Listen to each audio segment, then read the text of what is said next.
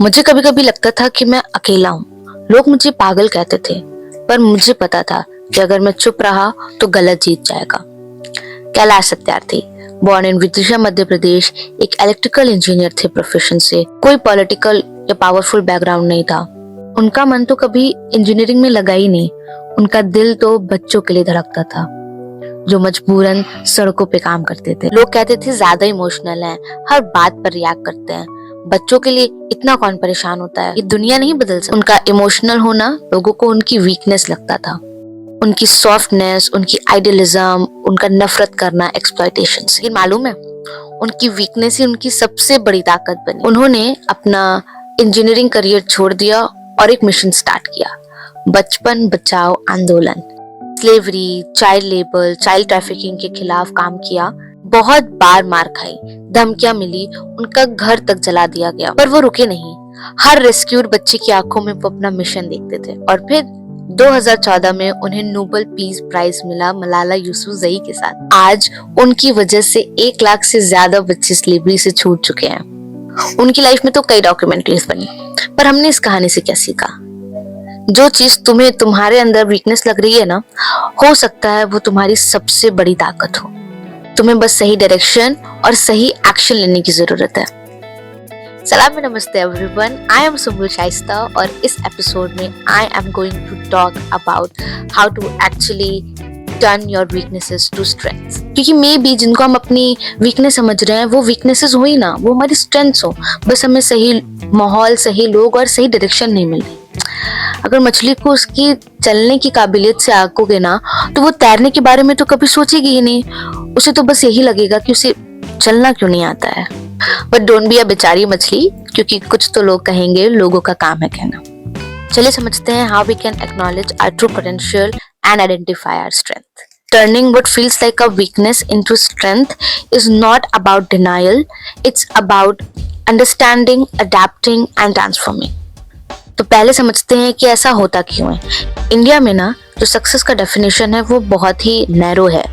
बस fix career paths जो सबको फॉलो करने हैं। बहुत ज़्यादा ओवर एम्फेसाइज किया जाता है कॉम्पिटिशन्स पर, मार्क्स पर, और बहुत गंदा कंपैरिजन होता है, बहुत सीवियर कंपैरिजन्स होते हैं। तो बात स्ट्रॉन्ग फैमिली अथॉरिटी होती है, और जो इमोशनल ऑटोनॉमी होती है ना, वो बहुत वीक होती है। फिर एक स्टिग्मा रहता है मेंटल हेल्थ के पीछे, जिसकी वजह से लोग जो मन में है ना वो बात नहीं करते हैं एक दूसरे से। इसकी वजह से ना जब कोई इंसान, कोई भी व्यक्ति अगर कुछ नया करना चाहता है ना, तो वो बहुत सारी चीज़ों से डील करता है। उसके अंदर फियर ऑफ फेलियर होता है, उसका जो सेल्फ वर्थ है ना वो एक्सटर्नल वैलिडेशन से वो टाई कर देता है। फिर he deals with the inability to recognize his strengths, inner strength जो भी उसकी है, जिसको वो शायद वीकनेस समझ रहा हो। ठीक है, इमोशनल नीड्स को साइलेंस कर देता है, बहा लेता है, कहने से डरता है अपनी बातों को।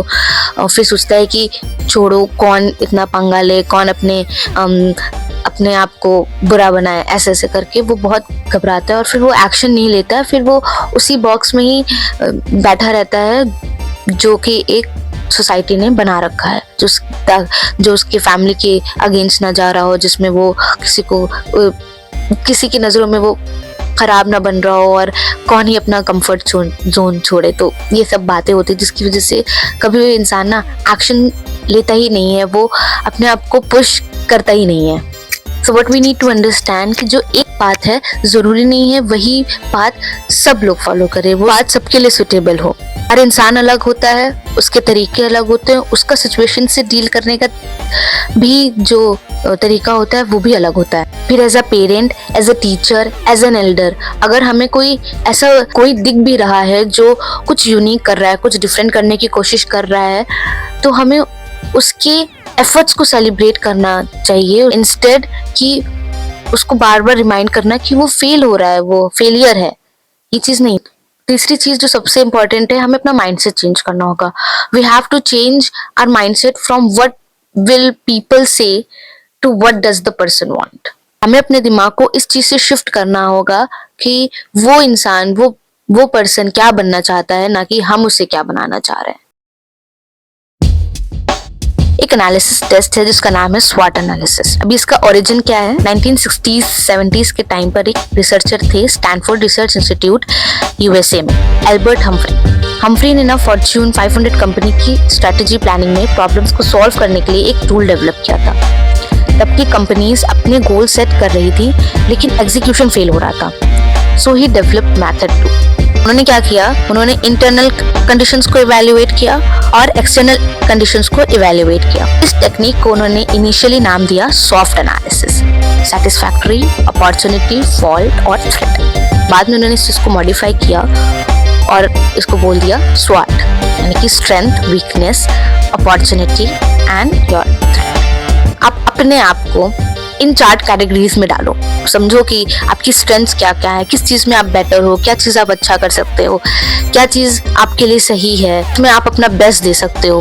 फिर अपनी वीकनेसेस नोट करो कि क्या तुम्हारी वीकनेस है, किस चीज से तुम्हें डर लगता है, क्या चीज तुम्हें किस चीज पर वर्क करना है, किस चीज से तुम बहुत ज्यादा पीछे हटते हो, किस चीज से तुम भागते हो, क्या तुम्हारे फियर्स हैं, उसको इस कॉलम में नोट करो।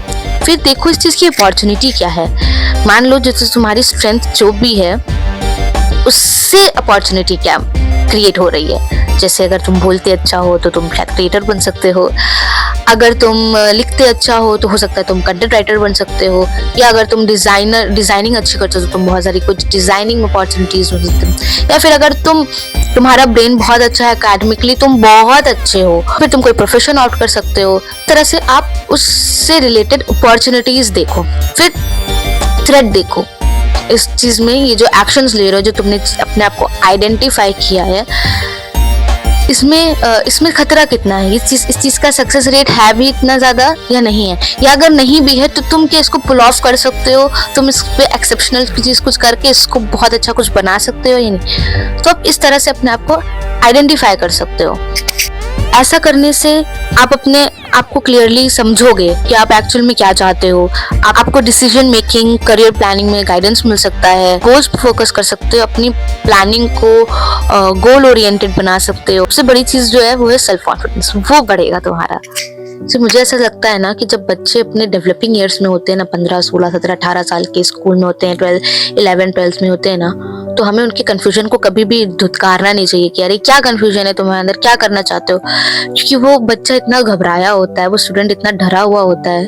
तो हमें बहुत ज्यादा इमोशनली प्रेजेंट होना चाहिए उस एज में, सबसे ज्यादा इमोशनली प्रेजेंट, क्योंकि वो उस टाइम पे जो सीख कर रहा होता है वो एक गाइड सीख कर रहा होता है कि कोई उसके साथ रहे, कोई उसकी बात को समझे, सुने, उसकी कंफ्यूजन को क्लैरिफाई, क्योंकि वो ऑलरेडी कंफ्यूज है, उसे खुद नहीं समझ में आ रहा है कि वो चीज ये कर रहा है वो उसे अच्छा लग रहा है कि नहीं अच्छा लग रहा है, पीयर प्रेशर की वजह से कर रहा है, वो कर तो रहा है और अच्छा भी कर रहा है पर उसका मन नहीं मान रहा है। तो बहुत सारा कंफ्यूजन से वो डील करता है। If the child is brave enough तो वो तो अपने ड्रीम चेज करेगा, बहुत बहादुर होगा तो पकड़ के रखेगा, उसके वो बहुत हिम्मत होगा, अपने आप को गिरने नहीं देगा, तो वो डेफिनेटली अपनी ड्रीम चेस करेगा, फिर वो सबसे लड़ेगा और आगे बढ़ जाएगा। पर हर कोई ऐसा नहीं होता है और वो नहीं समझ पाता है ये चीज को। क्या होता है, वो आगे जाके बहुत रिग्रेट करता है अपनी लाइफ में कि उसने वो एक्शंस क्यों नहीं लिए, वो पर्टिकुलर चीजें क्यों नहीं करी। शायद वो हिम्मत दिखा देता, पर हमें ये भी समझना होगा कि सर्कमस्टांसेस, सिचुएशंस और आसपास के लोग बहुत बड़ा रोल प्ले करते हैं किसी को रोकने में, किसी को बांधने में, किसी को एक्शन ना लेने में। ये कहने की बातें होती हैं कि तुम कुछ कर लेते ना, तुमने एक्शन क्यों नहीं लिया थी, ये सब कहने की बातें होती है। बहुत ज्यादा मेजर रोल पर प्ले करता है हमारा सिचुएशन, हमारे सर्कमस्टांस, हमारे आसपास की चीजें, हमारा सराउंडिंग बहुत मेजर रोल। तो be the guide, be that person कि वो आपके पास आके सेफ फील करे। मैं ये बिल्कुल भी नहीं कह रही हूँ कि सब लोग अब नौकरी मत करो, पढ़ाई मत करो, काम ही मत करो। अगर हम ये चीज एक्नॉलेज कर लेंगे, अपनी फील्स को रिकॉग्नाइज कर लेंगे ना कि हम क्या चाहते हैं, तो हर जगह इतनी गंदी रैट रेस होगी नहीं, इतना झड़प नहीं होगी, फिर सबको स्पेस मिल जाएगा और वो अपने फील्ड में बेस्ट देगा, बेस्ट देने की कोशिश करेगा। उसके अंदर सेल्फ रेजिलिएंट बनेगा। तो इससे क्या होगा, अगर वो फेल भी होता है तो वो इतना अच्छा उसका कॉन्फिडेंस इतना अच्छा होगा कि वो कुछ ना कुछ तो वो अपनी लाइफ में कर ही लेगा। It is very important to understand that not everything which is not working out has to be considered as a failure. वो बात ही तुम्हारे लिए नहीं है, something different is meant for you. तो घबराओ मत, डरो मत। एंड में बस यही कहूंगी, कुछ भी हो जाए, चाहे कुछ हो जाए, मुस्कुराना कभी मत छोड़ना। Whenever life pulls you back, बस दिखाओ पूरे 32, तो दिखाते रहिए पूरे 32।